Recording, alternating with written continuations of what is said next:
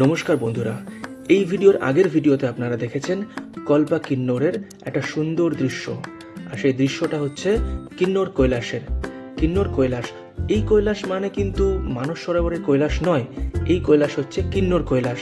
আর কিন্নর কৈলাসের সুন্দর দৃশ্যটা আছে হচ্ছে হিমাচল প্রদেশের কিন্নর ডিস্ট্রিক্টের কল্পা অঞ্চলে। আর নেক্সট ভিডিওতে আমরা দেখব এই কল্পারই সুইসাইড পয়েন্টের ভিডিও।